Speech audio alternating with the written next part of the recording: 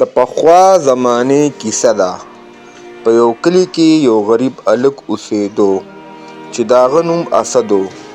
د هغه پلار مړ و. هغه خپلې بوډۍ مور سره د خټو په یو کور کې اوسېدو. اسد ډېر زیات محنتي و. هغه به ځنګل ته تلو او لرګي به یې راوړو او بیا به یې ماتولو او په کلي کې به یې خرڅولو. یو ورځ اسد د لرګي ټولولو دپاره ځنګل ته لاړو. هغه په ځنګل کې لرګي ټولولو نو ډېر لرې په ځنګل کې لاړو. اچانک ده ته د اوبو د بهېدو اواز راغو. هغه اواز ډېر زیات عجیبه و.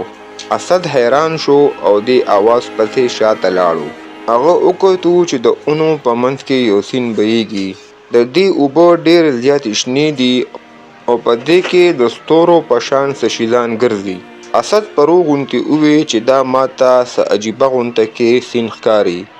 زما په خیال چې دا سیند د جادو سیند دی. څنګه چې هغه اوبو ته خواته لاړو نو اچانک د سیند د منځ نه یوه رڼا غوندې راوچته شوه. هغه رڼا ډېره زیاته عجیبه وه او هغه رڼا ډایرکټ په اسد باندې پرېوته او یو غیبي اواز ورته راغو. هغه اواز کې ورته وی چې تا ته د جادو سیند میلاو شو. تا ته یوه موقع میلاو شوه. ته خپله سچایي او همت ثابت کا. اسد ویرېدو خو ده ورته همت سره جواب ورکو چې زه تیار یم.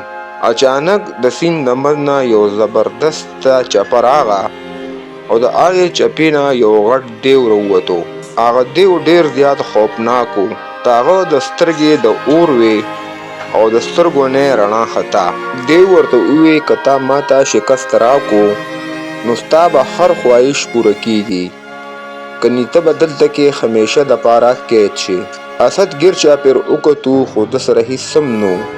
بس د ده په لاس کې یو وړوکی غوندې تبرګی و. دیو په اسد باندې حمله وکړه. ځمکه وړکېده. اسد یو طرف ته د اونې شاته پټ شو. د اسد زړه په زور زور سره درزېدو.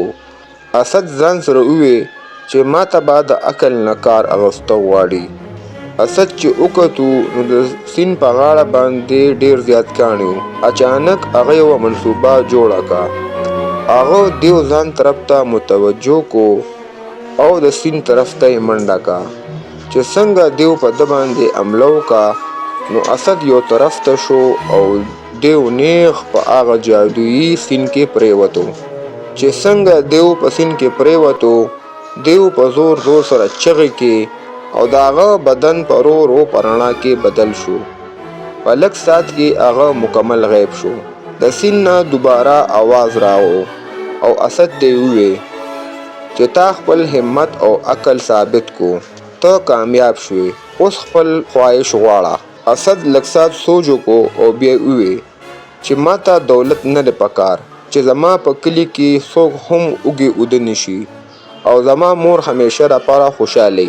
د سیند نه یوه تیزه رڼا راووته. اسد ته یې ووی چې ستا نیت صفا دی. دې دپاره تا ته یو انعام درکولی شي. په لږ ساعت کې د اسد په لاس کې یوه وړه غوندې تیلې راغله او یو اواز ورته راغو چې د دې تیلې نه څه هم روباسې نو ختمیږي به نه، خو شرط به دی چې ته به دا پیسې په ښو کارونو کې استعمالې. اسد په خوشحالۍ سره کور ته راغو. په بله ورځ باندې دې بار ووتو او د کلي په غریبانانو کې روټۍ تقسیمول شروع کړو. د ده مور هم ډېره زیاته خوشحاله وه. په لږو ورځو کې پوره کلی ټول خوشحاله شو.